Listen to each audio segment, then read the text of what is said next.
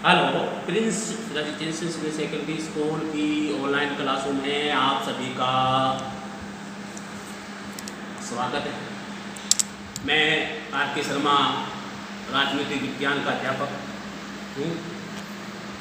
आपको Prince school ने जो ऑनलाइन क्लासेस दी हैं बहुत ही अच्छी तरीके से जो है प्लान बनाया है, अच्छी तरह से जो है क्लासेस आपको दी और मैं ऑनलाइन क्लास में आपका सहयोग कर रहा हूँ कि किसी विद्यार्थी का कोई नुकसान नहीं, आपको अच्छी तरह से जो है क्लासें मिले, किसी प्रकार का कोई नुकसान नहीं हो, इसलिए मैं ऑनलाइन क्लासों में आपका सहयोग कर रहा हूँ।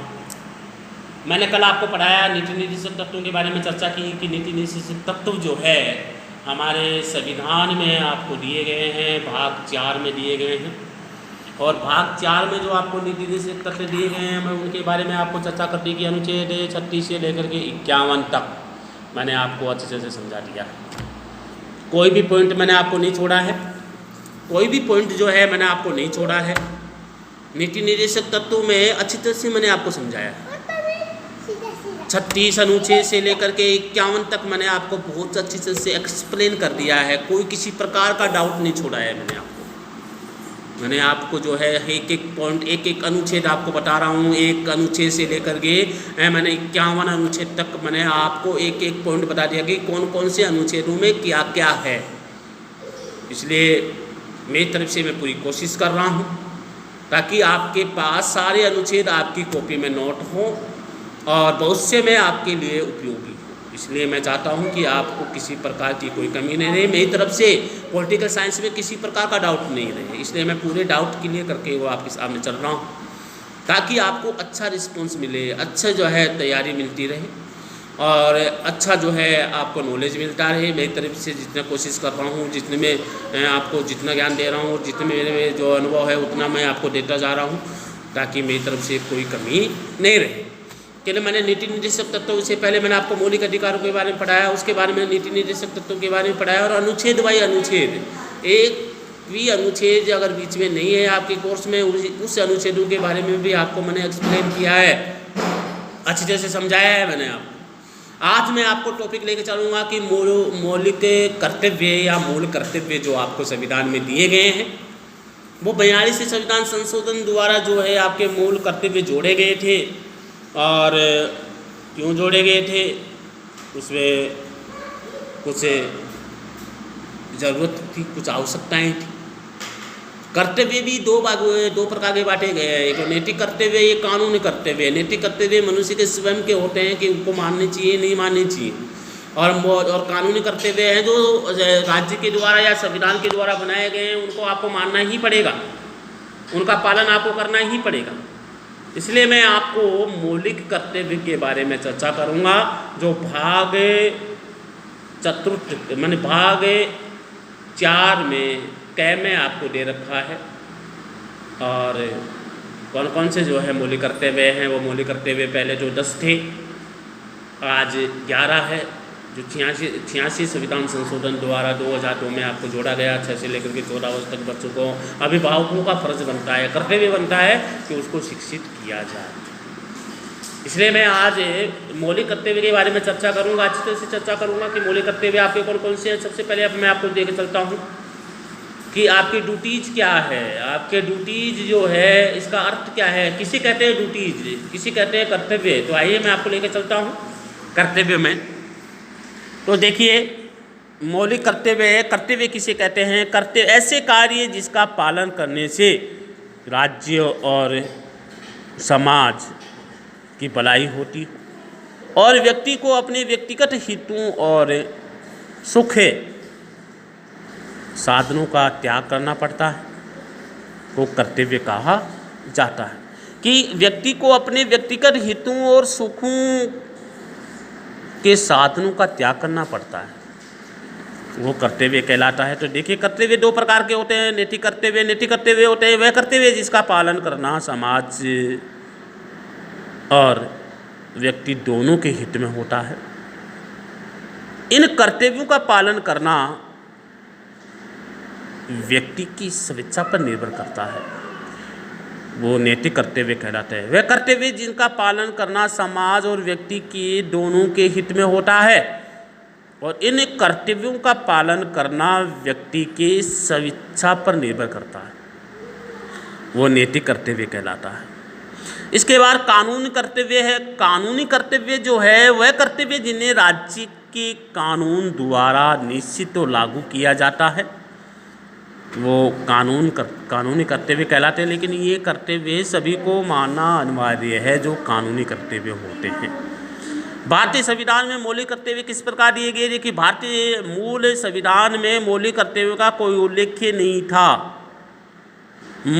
मौलिक कर्तव्य रूप से प्रेरणा प्राप्त करके श्रवण सिंह समिति के द्वारा सिफारिश के आधार पर भाई जो उन्होंने प्रेरणा लेगी कि मूल कर्तव्य क्या है, उसको देख करके श्रवण सिंह समिति बनी और उसकी सिफारिश की उसने। उसकी सिफारिश के आधार पर भाग 4 क में अनुच्छेद 51A के तहत 42 संविधान संशोधन 1976 के द्वारा नागरिकों के 10 मौलिक कर्तव्य संविधान में जोड़े गए। तो 10 मौलिक कर्तव्य संविधान में जोड़े गए वो आपको सामने दिखाया गया, जिसमें 46 संविधान संशोधन 2002 द्वारा 11वां मौलिक कर्तव्य जोड़ा गया, क्योंकि हमें आवश्यकता थी, जिसमें 6 से लेकर के 14 साल तक की आयु के सभी बच्चों को उनके माता पिता द्वारा या अभिभावक शिक्षा दिलाने के पर्याप्त अवसर उपलब्ध करवाएं और प्रयास करेंगे। ये मौलिक कर्तव्य निम्नलिखित है। तो मैंने आपको बता दिया गया है कि मौलिक कर्तव्य या ड्यूटीज जो है हमारे संविधान में नहीं जोड़े गए थे, लेकिन श्रवण सिंह समिति की सिफारिश के आधार पर मौलिक कर्तव्य को जोड़ना जरूरी समझा। इसलिए श्रवण सिंह समिति की सिफारिश के आधार पर हमारे संविधान में भाग 4 क में मौलिक कर्तव्य जोड़ने की कोशिश की गई और अनुच्छेद 51A रखा गया। तहत 42 संविधान संशोधन 1976 के द्वारा मौलिक कर्तव्य 10 मौलिक कर्तव्यों को जोड़ा गया। उसके बाद एक आवश्यकता हुई कि शिक्षा जरूरी है, हर बच्चे के लिए शिक्षा बहुत जरूरी है, हर नागरिक के लिए शिक्षा बहुत जरूरी है। इसलिए 86 संविधान संशोधन 2002 के द्वारा 6 से लेकर के 14 साल तक बच्चों को माता पिता या अभिभावकों को जरूरी है उनको शिक्षित करना। इसलिए 86 संविधान संशोधन 2002 के द्वारा 11वां मौलिक कर्तव्य जोड़ा गया। तो मैंने आपको बता दिया गया कि कर्तव्य क्या है और कर्तव्य को 2 भागों में बांटा गया है। तो नैतिक कर्तव्य होता है, एक कानूनी कर्तव्य होता है। और मैंने ये भी बता दिया गया है कि भारतीय संविधान में मौलिक कर्तव्य को किस प्रकार जोड़ा गया, इसलिए मैंने आपको अच्छे से क्लियर कर दिया गया है। मेरे हिसाब से कोई डाउट नहीं होना चाहिए। इसके बाद मैं आपको लेकर चलता हूँ कि मौलिक कर्तव्य कितने हैं। जो मौलिक कर्तव्य 11 हैं वो मैं एक एक मौलिक कर्तव्य के बारे में चर्चा करूँगा। संविधान का पालन और उसके आदर्श और संस्थाओं और राष्ट्रीय जो धरोहर या राष्ट्रीय संपत्ति है, राष्ट्रीय ध्वज है तथा राष्ट्रीय गान का सम्मान करेंगे। ये पहला मौलिक कर्तव्य है कि देश के संविधान का पालन करेंगे और देश के संविधान के आदर्शों और संस्थाओं, राष्ट्रीय ध्वज और राष्ट्रीय गान का हम सम्मान करेंगे। ये पहला मौलिक कर्तव्य हर नागरिक का बनता है भारत में। दूसरा है कि स्वतंत्रता के लिए किए गए राष्ट्रीय संघर्ष को प्रोत्साहित करने वाले जो स्वतंत्रता के लिए जो राष्ट्रीय संघर्ष किया गया उन आदर्शों का हम सम्मान करेंगे और पालन करेंगे और अपनाएंगे, उनका सम्मान करता रहेंगे। तीसरा मौलिक जो है कर्तव्य है भारत की प्रभुसत्ता, एकता और अखंडता का समर्थन और रक्षा करेंगे। ये हमारा फर्ज है, ये हमारी ड्यूटीज है कि हम प्रभुसत्ता, एकता और अखंडता की रक्षा करें। चौथा जो है मौलिक कर्तव्य जोड़ा गया कि देश की रक्षा और आवश्यकता के समय हम तैयार रहेंगे, राष्ट्रीय सेवा करने के लिए हमेशा तैयार रहेंगे, तत्पर रहेंगे। ये चौथा मौलिक कर्तव्य जोड़ा गया। पांचवा मौलिक कर्तव्य जोड़ा गया कि धार्मिक और भाषाई और क्षेत्रीय अथवा वर्गीय विभिन्नताओं से ऊपर उठकर भारत के सभी लोगों में समन्वय और भाईचारे की भावना का विकास करना है। और तथा स्त्रियों के गौरव का अपमान करने वाली प्रथाओं को दूर करना है या त्यागना है। इसलिए कह रहे हैं कि हमारे जो क्षेत्रीय भाषाएं या धार्मिक या भाषाई और क्षेत्रीय भावनाएं जो हमारे देश में व्याप्त है उसको उखाड़ के फेंकना है। सभी की विभिन्नताएं जो हैं उनको ऊपर उठ करके हमें सभी को समन्वय और भाईचारे की भावना को लेकर के चलना है। और जो स्त्री के लिए जो किसी प्रकार का अपमान वाली जो प्रथाएं हैं उनको त्यागना है, उनको छोड़ना है। छठी जो मौलिक कर्तव्य बताया गया है कि संयुक्त सांस्कृतिक और समृद्ध विरासत का सम्मान करना और इसको स्थिर रखना, कि हमारे जो जितने भी सांस्कृतिक और समृद्ध विरासत जो का सम्मान करना हमारा फर्ज बनता है। इसके बाद जो हमारे जो नदी हैं, वन झीलें हैं, नदियां हैं या प्राकृतिक वातावरण या अन्य जीव जंतु हैं, इसकी रक्षा करना हमारा फर्ज है। जीव जंतुओं के प्रति सहानुभूति रखना भी हमारा फर्ज बनता है। 8वां मौलिक कर्तव्य रखा गया कि जो वैज्ञानिक स्वभाव और मानववाद और निरीक्षण करने वाले एवं सुधार की भावना विकसित करना, कि नए नए परिवर्तन हो रहे हैं या नए नए जो वर्तमान में जो भी समस्या आ रही हैं उनका समाधान करके आगे बढ़ना। इसके बाद 9वां है कि सार्वजनिक संपत्ति की रक्षा करना तथा हिंसा का त्याग करना। हमारे सार्वजनिक संपत्ति है उसकी जो धरोहर है उसकी रक्षा करना हमारा कर्तव्य है, हमारी ड्यूटीज बनती है, उन सभी का हमें ध्यान रखना होगा। और 10वां है व्यक्तिगत और सामूहिक गतिविधियों के प्रत्येक क्षेत्र में जो है श्रेष्ठता प्राप्त करने का प्रयास करना। सामूहिक गतिविधि और व्यक्तिगत गतिविधियों को साथ लेकर के चलना हमारा कर्तव्य है। 11वां जोड़ा गया माता पिता द्वारा बच्चों के लिए शिक्षा संबंधी प्रावधान जो है अवसर देना सभी का है। 14 साल से लेकर के 6 साल तक बच्चों को ये सारी चीज़ें देना बहुत ज़रूरी है। इसलिए मैंने आपको जो है मौलिक कर्तव्य के बारे में पढ़ाया गया है। आपको 6 मौलिक कर्तव्य दिए गए हैं और 6 मौलिक कर्तव्य के बारे में आपको पढ़ा दिया गया है।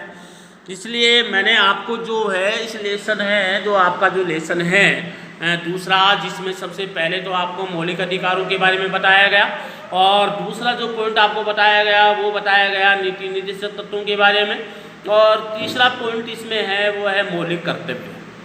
तो मैंने आपको जो इसे आपके टॉपिक आपकी किताब में जो जितने दिए गए हैं उसे भी एक्स्ट्रा मैंने आपको बताने की कोशिश की है ताकि विद्यार्थी को किसी प्रकार की कोई समस्या नहीं रहे। इसलिए मैंने आज आपको मौलिक कर्तव्य के बारे में चर्चा की गई है और आपको कॉपी में अच्छे से इनको करना है। और इसमें अगर कोई समझ में नहीं आए तो आप मेरे से संपर्क कर सकते हैं। इसलिए प्रिंस स्कूल में जो ऑनलाइन क्लासेस चालू की गई है इसलिए की गई बहुत अच्छा उपाय है, बहुत अच्छी सोच है। इसलिए प्रिंस स्कूल की जो ऑनलाइन क्लास जो है आज के वर्तमान में सभी उच्च संस्थाओं में सबसे श्रेष्ठ बन चुकी है, जो आपको घर बैठे जो है ऑनलाइन सुविधाएँ दी जा रही है। इसलिए शुक्रगुजार है प्रिंस स्कूल, बहुत अच्छी है। इसलिए मैंने आपको मौलिक कर्तव्य के बारे में अच्छे से बता दिया गया है। आज मैं इतना ही पढ़ाऊँगा। कल आपके मौलिक कर्तव्य और मूल अधिकार में क्या अंतर है ये टॉपिक मैंने आपको कल पढ़ाऊँगा। इसलिए मैं आज इतना ही पढ़ाऊँगा। जय हिंद।